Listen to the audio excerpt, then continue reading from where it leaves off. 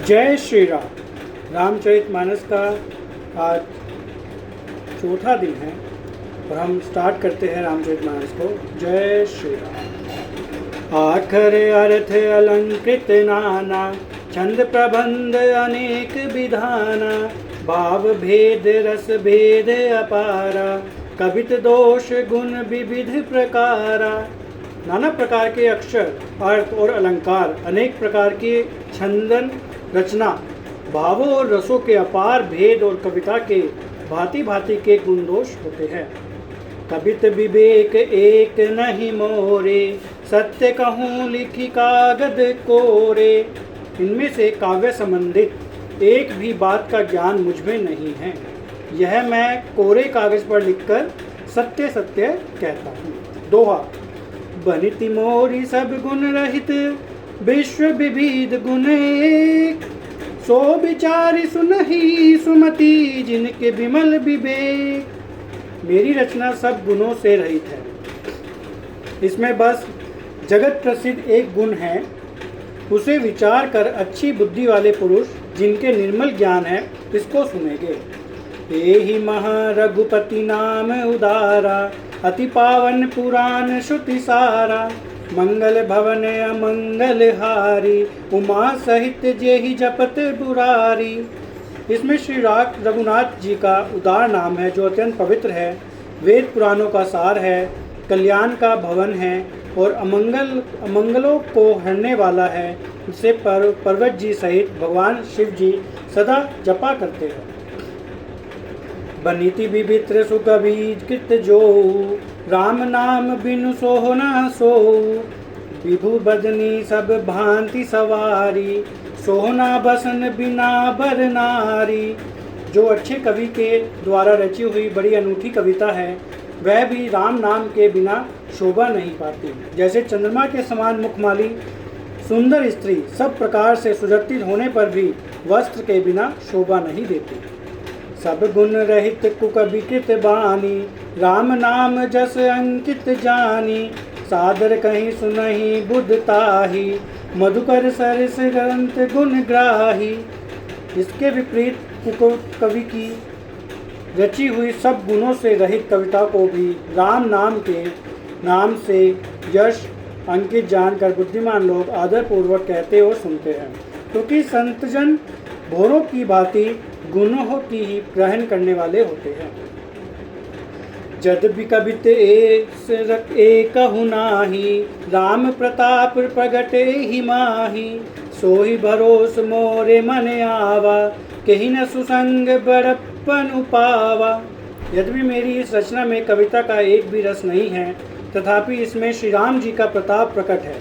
मेरे मन में यही एक भरोसा है, भले संग से भला किसने बड़प्पन नहीं पाया। घूमऊ तजई सहज करुआई, अगरु प्रसंग सुगंध बसाई। बनिति बदेश वस्तु बलि बरनी, राम कथा जग मंगल करनी। दुआ भी अंगर के संग से सुगंधित होकर अपने स्वभाव की कड़वेपन को छोड़ देता है। मेरी कविता अवश्य बद्दी है, परंतु इसमें जगत का कल्याण करने वाली राम कथा रूपी उत्तम वस्तु का वर्णन किया गया है, इससे यह भी अच्छी ही समझी जाएगी। छंद।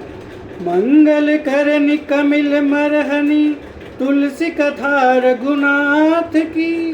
गतिकूर कविता सरित की जो, सरित पावन पाथ की।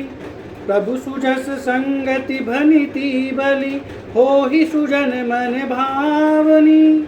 भवंग भूति बसान की सुमिरत, सुहावनी पावनी।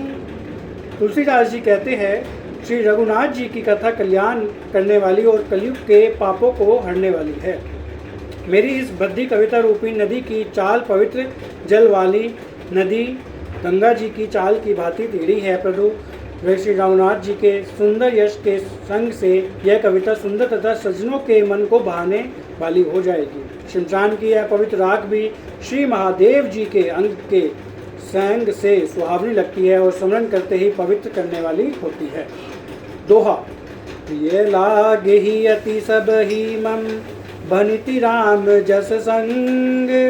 दारु विचारु की करई को बंदी मलय प्रसंग। श्याम सुरभि पै बिसद अति गुणद करहि सब पान। गिरा ग्राम सिय राम जस गावहि सुनहि सुजान। श्री राम जी के यश के संग से मेरी कविता सभी को अत्यंत प्रिय लगेगी। जैसे मलय पर्वत के संग से काष्ठ मात्र चंद्र बनकर वंदनीय हो जाता है, फिर क्या कोई काठ की विचार भी करता है। श्यामा गो काली होने पर भी उसका दूध उज्जवल और बहुत गुणकारी होता है, यही समझकर सब लोग उसे पीते हैं। इसी तरह गवारू भाषा में होने पर भी श्री राम जी के और सीता जी के यश को बुद्धिमान लोग बड़े चाव से गाते और सुनते हैं। मणिक मानिक मुकुटा छवि जैसी, अहि गिरि गज सिर सोह न तैसी। निप किरीट तरुणी तनु पाई, लहि सकल शोभाधिकाई। तैसे ही सुकबि कबित बुध कही, उपजहि जनत अनत छबि लही। भगति हेतु विधि भवन बिहाई, सुमिरत सारद आवत दाई। रामचरित सर बिनु अवबाए, सो सम जाय न कोटि उपाय।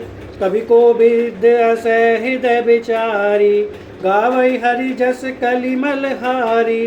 कीन्ह प्राकृत जन गुण गाना, सिर धुनि गिरा लगत पछिताना।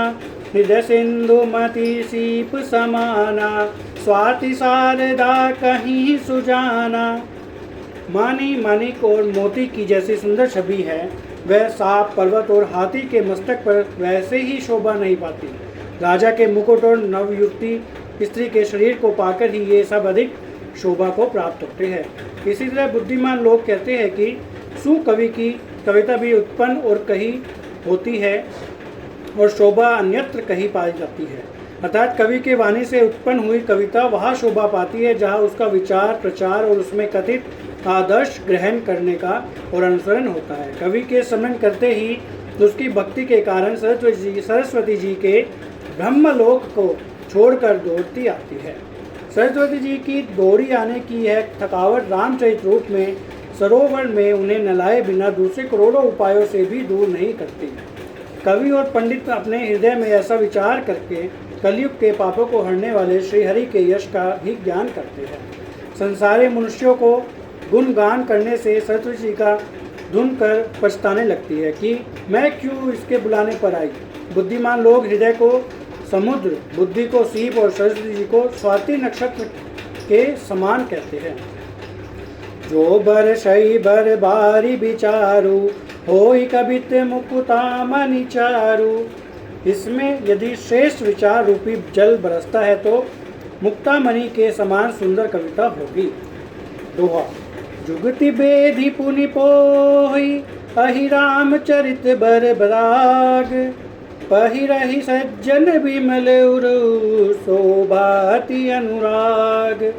उन कविता रूपी मुक्तामणियों के युक्ति से भेद कर फिर रामचरित रूपी सुंदर तागे में पिरोकर सज्जन लोग अपने निर्मल हृदय में धारण करते हैं, जिससे अत्यंत अनुराग रूपी शोभा होती है।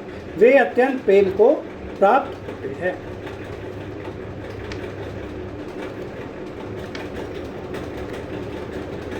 जे जन में का कलिकाल कराला, कर तब बायस बेश मराला।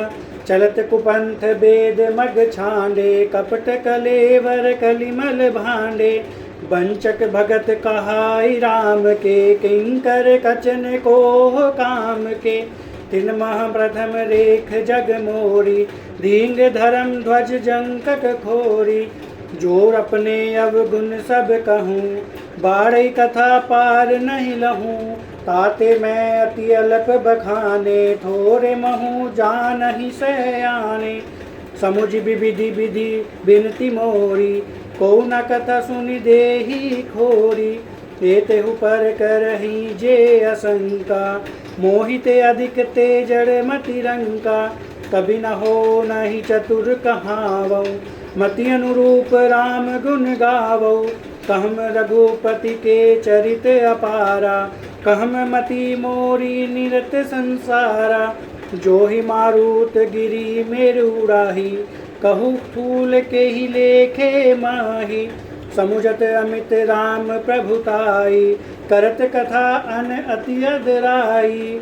जो कराल कलयुग में जन्मे हैं, जिनकी करनी कोए के समान है और वेश हंस का है, जो वेद मार्ग को छोड़कर कुमाग्र पर चलते हैं, जो कपट की मूर्ति और कलयुग के पापों के भांडे हैं, जो श्री राम जी के भक्त कहलाकर लोगों को ठगते हैं, जो धन लोभ क्रोध और काम के गुलाम हैं, जो ढींगा ढींगी करने वाली धर्म ध्वजी, धर्म की झूठी ध्वजा फहराने वाले दम्भी और कपट के धंधों को बोझ ढोने वाले हैं। संसार के ऐसे लोगों में सबसे पहले मेरी गिनती है।